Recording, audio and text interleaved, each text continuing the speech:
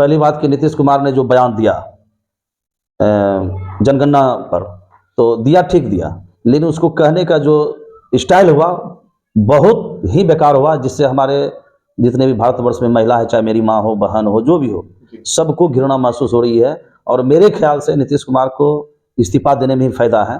और जीतन राम मांझी साहब को भी उन्होंने उल्टा पुल्टा कर दिया। पता नहीं, हमको तो लगता है कि नीतीश कुमार के बारे में सभी व्यक्ति बोलते हैं, पूरे भारत के, पूरे बिहार के व्यक्ति बोलते हैं गांजा पीता है। हमको लगता है इस अनुसार तो सही बात है, गांजा पीने के बाद दिमाग जो है भसिया जाता है, कुछ से कुछ बोले। तो बुजुर्ग हैं जीतन राम मांझी साहब, एक बुजुर्ग नेता है और वो एक जाति के नेता भी हैं, वो एक समुदाय के नेता यानी मुसहर जाति के नेता लीडर भी हैं। वही नीतीश कुमार, वही तेजस्वी यादव, वही मोदी, जो भी आता है, तो मुसहर सबको अपने तरफ खींचने के लिए क्या क्या नहीं बोल के जाते हैं। और उसके नेता जीतन राम मांझी को इस तरह भद्र भाषा का प्रयोग जो किया नीतीश कुमार, बिल्कुल नाजायज किया, बिल्कुल ही खत्म किया। इससे तो पूरा जनता भड़का हुआ है जी। अगले दिन वो माफी मांगते हैं, फिर उसके अगले दिन जो है वो जीतन राम मांझी पे अभी आरोप लग रहा है कि उन्होंने दलितों का अपमान किया। जिस तरह से मांझी के साथ उनका बर्ताव रहा, अगर राजनीति के तौर पे भी देखें तो जीतन राम मांझी एक सीनियर लीडर हैं, उनसे पहले राजनीति में सक्रिय हुए थे और एक उम्र में भी बड़े हैं उनसे कहीं ना कहीं।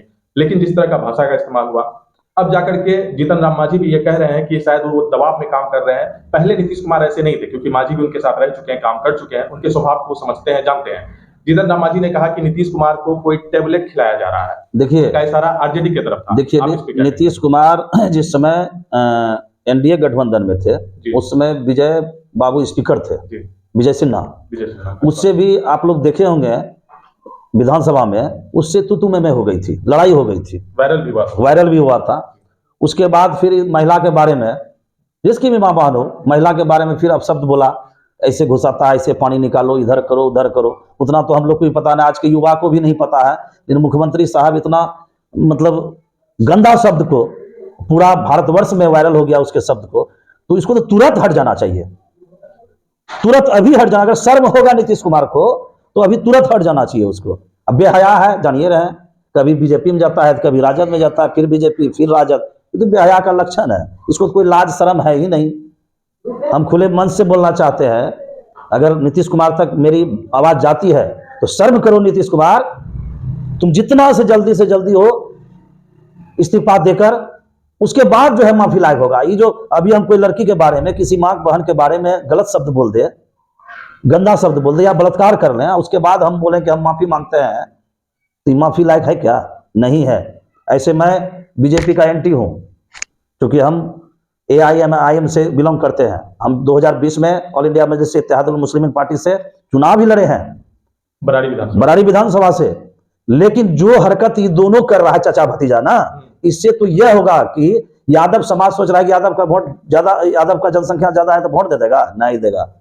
सब यादव का कहना बीजेपी को वोट देंगे। हम तो घूम रहे हैं ना, क्षेत्र घूम रहे हैं, यादव लोग डायरेक्ट बोलता है बीजेपी को वोट देंगे। ऐसे सरकार को नीतीश कुमार को बना के क्या करेंगे, जो हमारा माई बहन का इज्जतें नहीं संभालता है और यादव करता है। तेजस्वी यादव 8 गो यादव को काट दिया खुलेआम। मोहना चांदपुर में मोहना ठाकुर आया, तेजस्वी यादव, पप्पू यादव जी आए, क्या बोलता है, यादव समाज के एक लीडर है, वो क्या नाम तो है वो लड़का का, हाँ रेनू तेनू क्या नाम है, वो भी पहुंचे, बहुत आदमी पहुंचे, जिसको अच्छा लगा पहुंचे।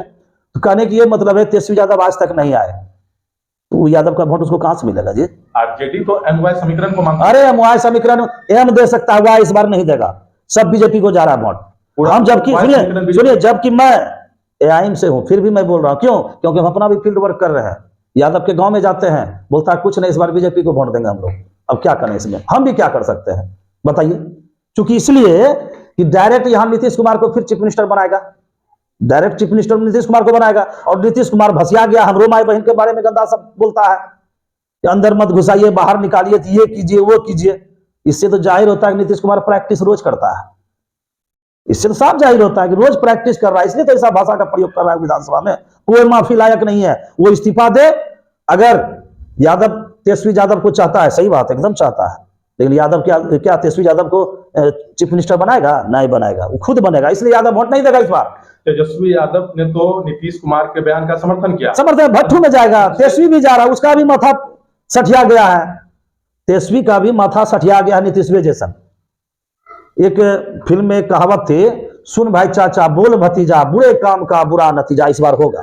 एकदम निश्चित होगा, दोनों चाचा भतीजा जाएगा, दोनों चाचा भतीजा इस पर जाएगा एकदम आपने बिल्कुल। एक बड़ी बात कही, क्योंकि आरजेडी का जो समीकरण है, एमवाय यादव की संख्या भी इस बार जातीय गणना में अधिक दिखाई गई है, सबसे सर्वाधिक है, लेकिन इनका कहना है कि अब यादव भी आरजेडी नीतीश के खिलाफ है, यानी महागठबंधन के खिलाफ है। एकदम बिल्कुल खिलाफ है, क्योंकि मैं भी अलग वोट मांगने जाता हूं, मैं भी, मेरा भी पार्टी ऑल इंडिया मजलिस इत्तेहादुल मुस्लिमीन है, मैं भी अलग वोट मांगने जाता हूं, मैं भी क्षेत्र में जाता हूं। यादव लोग का साफ कहना है कि हम बीजेपी को वोट देंगे, कोई पार्टी को नहीं देंगे। हम लोग भी समझाते हैं कि नहीं नहीं, इसको दो, उसको दो, हमको दो, लेकिन साफ बोलता है कि हम किसी पार्टी को नहीं, इस बार यादव क्या बोलता है, बीजेपी को वोट देंगे। अब इसका क्या कारण है तो आप लोग जाइए क्षेत्र में, देखिए, घूमिए, बोलेगा कि नहीं, सब यादव बोल रहा है। अच्छा, आप ये बोल रहे हैं कहीं इसके पीछे ये कारण तो नहीं है कि एआईएमआईएम को महागठबंधन में शामिल नहीं किया गया, इंडिया गठबंधन में शामिल नहीं किया गया, इसलिए आप इस तरह की बातों को कह रहे हैं? नहीं तो हम कहे उसका समर्थन करेंगे, बीजेपी का जबकि एंटी है। मेरा जो बैरिस्टर असदुद्दीन ओवैसी साहब है, वो हर वक्त बीजेपी का एंटी करता है, तो हम क्यों समर्थन करेंगे। हम जन्मीन बात बताया आप लोग को कि हम इस क्षेत्र में जाते हैं, यादव समाज में बैठते, चूंकि यादव है, राकेश कुमार यादव नाम है मेरा, हम भी जाते हैं यादव समाज में, तो यादव समाज से यही आता है कि नीतीश कुमार अगर चीफ मिनिस्टर बनी तो हम लोग वोट जो है बीजेपी को देंगे, और निश्चित है चाचा भतीजा का जो स्टाइल है, नीतीश कुमार बनेगा। एक दूसरी गप, पीएम बनने जा रहे हैं, कुछ नहीं बनेगा, मुख्यमंत्री तो बनबे नहीं करेगा, पीएम खुद जी बनेगा। हम तो कहते हैं कि तेजस्वी यादव और बीजेपी दोनों अलग अलग चुनाव लड़ जाए, नीतीश कुमार खुद सीट हार जाएगा, खुद अपना सीट हार जाएगा। क्या वो पीएम सीएम का बात कर रहा है। तो आगे आप ये कह रहे हैं कि राजनीति में एक बड़ा उथल पुथल, एकदम जाति जनगणना करके तो और बर्बाद कर दिया ये लोग। कैसे जातीय जनगणना पे आपकी क्या राय बताइए, जो आंकड़ा आया? देखिए, जातीय जनगणना में जो भी हो, सही और झूठ हम नहीं जानते हैं, सरकार उसकी है, पता नहीं क्या किया, और फिर हमने जानते हैं ज्यादा है कि कौन। सुने थे 2011 में जातिगत जनगणना हुआ था, कुशवाहा कुर्मी का जो है परसेंटेज था 6 कुछ, और अभी जो है 3 पॉइंट कुछ हो गया, घटा दिया, यादव का बढ़ा दिया, मुसलमान का बढ़ा दिया। तो ये समीकरण कहीं न कहीं उलट फिर तो होवे किया, इसमें नो डाउट, नहीं समझे। ये लोग अपना एक कि हम चीफ मिनिस्टर, इतना जाति समीकरण है तो हम लोग चीफ मिनिस्टर बनेंगे, लेकिन हम आपको बता देना चाहते हैं मीडिया के माध्यम से, हम जमीनी स्तरीय नेता हैं, रोज पंचायती करते हैं, रोज लोगों के यहाँ जाते हैं, रोज लोग का समस्या हल करते हैं। हम जाके हर गांव हर समाज में बैठते हैं, हर गांव समाज से साफ क्लियर आवाज में आ रहा है कि हम लोग नीतीश को वोट नहीं करेंगे, और करेंगे भी तो बीजेपी को वोट करेंगे। इसलिए कि ये जो बयान दिया है, इतना गंदा दिया है, इसको तुरंत इस्तीफा देना चाहिए। अगर तेजस्वी यादव का वोट लेना चाहता है, तेजस्वी यादव का वोट लेना चाहता है तो तुरंत हटे, उससे नीतीश कुमार से हट जाए, गठबंधन तोड़ दे और सिंगल चुनाव लड़े, तो हो सकता है यादव माई समीकरण का इज्जत जोक सकता है। ये हम ओरिजिनल बात बोल रहे हैं। यानी कि यादव समाज भी कहीं ना कहीं पूरा नाखुश है, एकदम नाराज है। उनके चाचा हैं, क्योंकि चाचा का जो बयान वायरल हो गया, उस पर वो समर्थन करते हैं। बिहार में नौकरी की बहार आ गई, इस पे क्या कहना चाहते हैं? क्या बहार आ गया? नौकरी, टीचर का बहाली हो रहा है, दरोगा का बहाली हो रहा है, एसएससी का बहाली होने था, रिटायर करेगा जगह नहीं पुराइएगा, बड़का काम कर रहा है लोग का। बीजेपी बहाली नहीं निकालती, कैसे नहीं निकालती थी बीजेपी क्या करता है उससे हमको मतलब नहीं, बीजेपी तो वैसे नहीं है। कहने की ये मतलब है कि अभी जो टीचर का हो या सिपाही का हो, दरोगा हो, जिसका भी बात, आखिर हम रिटायर होंगे तो हमें जगह पर दीजिएगा जी। तो किसी का सरकार रहे वो तो होने हैं। आप एक मिनट रुकिए, आप सुनिए, कोई इतिहास नहीं, मेरी बात सुनिए। अभी हम मुखिया हैं, हम अपने पंचायत में योजना आएगा तो काम करेंगे जी, डायरेक्ट पैसा घोट जाएंगे कि उसको रोड बनवाएंगे, साफ सफाइया करवाएंगे, उसमें पैसा का यूज करेंगे। हमारे जगह पर एक जिसको कोई नॉलेज नहीं, उस आदमी को मुखिया बना दीजिए, वो अभी वही काम करेगा ना। इसलिए सरकार किसी का रहे, नौकरी तो होने हैं। तेजस्वी यादव तो खुद क्रेडिट लेते हैं, कहते हैं कि इतना वैकेंसी इतिहास में पहली बार कभी नहीं निकला था, मेरे सत्ता में आने के बाद ये बिहार के विद्यार्थी झारखंड में मारा जाता है, बिहार के विद्यार्थी को झारखंड से पिटाई किया जाता है, और महाराष्ट्र में भी पिटाई किया गया। और आप यूपी का और झारखंड का, बंगाल का आदमी को यहाँ टीचर का बहाली दे रहे हैं। कितने % बिहारी टीचर है जाके देखिए। मुझे समस्तीपुर जिला में एक भी नहीं है, टोटल यूपी का विद्यार्थी है, टोटल एक भी अगर बोल दीजिए बिहार का है। समस्तीपुर जिला में ऑल टू ऑल बीपीएससी जो कंप्लीट किया है टोटल यूपी का लड़का, और इतना धांधली हुआ बीपीएससी वाला में कि इसका तो खैर जवाब नहीं है, पूरा पैसा लुटा गया। मिसाइल नीति जो आप कह रहे हैं कि जैसे महाराष्ट्र में बिहारियों की क्या कहानी है, वो पूरा बिहार जानता है, पूरा देश जानता है, चाहे झारखंड में क्या, चाहे आसाम में। लेकिन कहीं ना कहीं नीतीश कुमार तो पूरे अब देश को देख रहे हैं ना, इसलिए वो ऐसा कर रहे हैं। ना वो चलेगा भी नहीं उसका, वो पहले बिहार को ठीक करे, उसके बाद देश के बारे में सोचे। नौकरी नहीं दिया, और हम इसीलिए पूरे देश के युवाओं को कहे हैं कि हमारे बिहार में भर दीजिए, बिहार में भर दीजिए। बिहार का आदमी कटोरा मांगेगा दिल्ली में, महाराष्ट्र में जाके देखिए, कटोरा भीख मांग रहा है कि ना दिल्ली में, महाराष्ट्र में, बम्बई में। यहाँ का आदमी भीख मांगेगा, बाहरी आदमी क्या नौकरी दीजिएगा? पीएम बनने का ख्वाब है, लौड़ा पीएम बनेगा ये नीतीशवा। ये पहले रिजाइन देना है, इतना गंदा शब्द का यूज किया है, पहले रिजाइन दे तो ही, उसके बाद ही नहीं वोटवा मांगेगा। अच्छा, अब सीमांचल की राजनीति में आते हैं। आप AIMIM से जुड़े हुए नेता हैं। सीमांचल में क्या समीकरण बनने जा रहा है? क्या असदुद्दीन ओवैसी, पप्पू यादव सब साथ सीमांचल में आएंगे? क्या एक नया समीकरण बनेगा? देखिए, हम अभी समीकरण के बारे में तो नहीं बताएंगे कि कौन आएगा कौन नहीं आएगा, क्योंकि इधर इंडिया गठबंधन लेकिन नहीं मिला। लेकिन लगातार कह रहे थे सुनिए, एक बात तो हम बोलना चाहेंगे, खास करके मुसलमान भाइयों से, आपके मीडिया के माध्यम से, कि जब मुसलमान पर कोई आफत आती है, या वो NRC हो, CA हो, या जो भी हो, या कहीं मॉब लिंचिंग हो, तो वहां पर कोई पार्टी, तेजस्वी यादव हो चाहे घंटा कोई नीतीश कुमार हो, कोई आवाज नहीं उठाती है। कौन आवाज उठाती है मुसलमान के बारे में? तो असदुद्दीन ओवैसी साहब।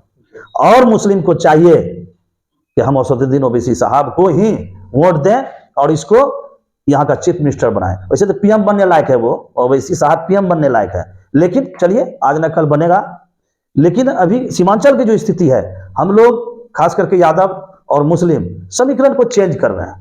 हम लोग यादव मुस्लिम कन्वर्ट हो रहे हैं ओवैसी साहब में, क्योंकि उसका स्टाइल, उसका अंदाज सबसे हटके है, हर चीज में वो काम करते हैं। अभी हैदराबाद जाइएगा, चाहे वो हिंदू हो कि मुस्लिम हो, वहां पर एक मेडिकल कॉलेज खोल के रखा है, वहां पर 50 रुपया में इलाज होता है। 50 रुपया फीस जमा कीजिए, ऑल इलाज होता है। वो है नेता, सब खोल के रखा है। ये अशफाक करीम साहब सब 55 करोड़ 20-20 करोड़ रुपया डोनेशन लेके विद्यार्थी को घुसाता है, नीट में जो पास करता है कम नंबर वाला। तो सुनिए, सही आरोप लगाते भाई, जांच कीजिए, जांच करवाइए। इधर जांच हुई थी? कौन सी जांच हुआ? कौन सी का जांच था मालूम है? कौन सी का जांच था? उनका तो IT रेट वाला था, इनकम टैक्स फाइल को हटा दिया, सूचना आ गया चीफ मिनिस्टर को, जा रहे हैं चीफ मिनिस्टर, उसका अभी गठबंधन में हटा दिया सारा फाइल, सब फाइल को गुम कर दिया। सरकार चेंज होने दीजिए, सब फंसेगा, तुरंत फंसेगा। इसका मतलब है 10-20 लाख रुपया लेके डॉक्टर बनाया जाता है। 10 करोड़ 10-20 लाख नहीं, 10 करोड़ लेके नीट में जो सबसे कम नंबर लाता है उसको वहां पर एडमिशन दिया जाता है, समझ गए? और इसमें राजद का सबसे बड़ा हाथ है, और अच्छे विद्यार्थी लोग बंबई में जाके एडमिशन ले रहा है, अच्छा विद्यार्थी, और घुसखोरवा सबको यहाँ पर एडमिशन करवा रहा है, तब ना मरीज सब मर रहा है। इस पर भी जांच हो अच्छा से, सेंट्रल जांच करे। इसलिए हमारे ओवैसी साहब का इसलिए मैं नाम ले रहा हूं कि रियलिटी बात है, उसने भी मेडिकल कॉलेज खोल के रखा है, कहीं कोई तरह का जो है घुसखोरी नहीं चलता है, और अल्लाह पर वो भरोसा करता है। ऐसे भी जब भाषण देते हैं तो वो आंख बंद करके अल्लाह को साक्षी मान के वो भाषण देते हैं। और हमारे जितने भी इधर सीमांचल एरिया मुसलमान है, इस बार ठोक के उसको वोट देगा। कोई तेजस्वी यादव, कोई लालू यादव और कोई नीतीश कुमार का नहीं चलेगा इस बार।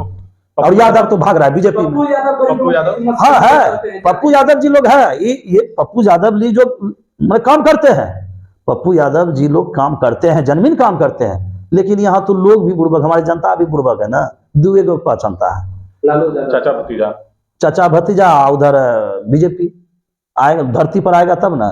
लोग बुड़बक है, लोग समझदार, लेकिन समझ रहा है, लोग समझ रहा है। इस बार लोग जो है, ऐसे भी पूर्णिया से पप्पू यादव का इस बार बोलबाला रहेगा, हमको लगता है इस बार निकल भी जाएगा। क्या लगता है पूर्णिया से पप्पू यादव जी संसद में जीत जाएंगे? हाँ बिल्कुल, एकदम यादव मुस्लिम झाड़ के वोट दे रहा है, एकदम झाड़ के। ऐसे भी सुनिए, ऐसे भी पूर्णिया शहर का जो मैंने मुआयना किया, पूर्णिया शहर में जो ब्राह्मण जितने भी कास्ट है, राजपूत जो भी जात है, सब मिलके वोट उसको पप्पू यादव को इसलिए दे रहा है कि पूर्णिया में जब पप्पू यादव एक बार सांसद थे, बिजली जो है 22 घंटा रहता था 24 घंटा में। और संतोष कुशवाहा तो कह रहा है कि मेरा तो कौन जी कहता है उसको, कुटुंब है नीतीश कुमार, मेरा कुटुंब है नीतीश कुमार, कौन जरूरी है हमारा काम करने का, हमको जाएंगे और टिकट देगा। आजाद आदमी यहाँ तो बिकले है गठबंधन, महागठबंधन में, साला जाएगा कहाँ? दोनों वोटवा देवे करेगा। पप्पू यादव को आपका समर्थन मिलेगा, आपकी पार्टी का समर्थन? एकदम, मेरा पार्टी जाएगा प्रचार करने। जाइए, मैं अनाउंस करता हूं कि मेरी पार्टी जाएगी प्रचार करने, और उसके विपक्ष में चुनाव हम लोग नहीं लड़ेंगे, नहीं लड़ेंगे। जहां पप्पू यादव चुनाव लड़ेगी, हम लोग नहीं लड़ेंगे। चलिए, ये आप एक बड़ी, ये मैं नहीं, मेरा पार्टी बोल रही है, और समर्थन भी करेंगे। ऐसे नेता को समर्थन नहीं करेंगे, किसको करेंगे? चरित्रहीन व्यक्ति को समर्थन करेंगे, नीतीश कुमार को, जिसका चरित्र का ख्याल नहीं है। चलिए, पप्पू यादव के लिए आपने एक बड़ी बात कही कि उनको AIMIM का समर्थन एकदम बिल्कुल रहेगा। तो क्या नया समीकरण पे आप फिर बोलने से क्यों कतरा? नहीं, समीकरण क्या बनेगा हमको मतलब नहीं है। मैं व्यक्ति विशेष बोलता हूं कि मेरी पार्टी, क्योंकि मैं जिलाध्यक्ष हूं कटिहार का, मेरी पार्टी पप्पू यादव के खिलाफ चुनाव नहीं लड़ेगी। इसलिए कि पप्पू यादव के जो काम है, सोशल वर्क है, बहुत अच्छा, बहुत पसंद है हम लोग को। ऐसे व्यक्ति हमारी पार्टी में आना चाहिए, समर्थन होना चाहिए, इसलिए मैं उसको समर्थन दे रहा हूं। अब भविष्य में क्या होगा मैं नहीं पता। चलिए, राकेश यादव थे हमारे साथ जुड़े हुए, जिन्होंने स्पष्ट रूप से सीमांचल की राजनीति में एक बड़ा बयान दिया कि ये लोग पप्पू यादव के साथ हैं और पूर्णिया लोकसभा से पप्पू यादव की जीत पक्की है। इसके साथ ही सीमांचल में AIMIM का झंडा बुलंद होगा। ये पूरी खबर आप अगर हमारी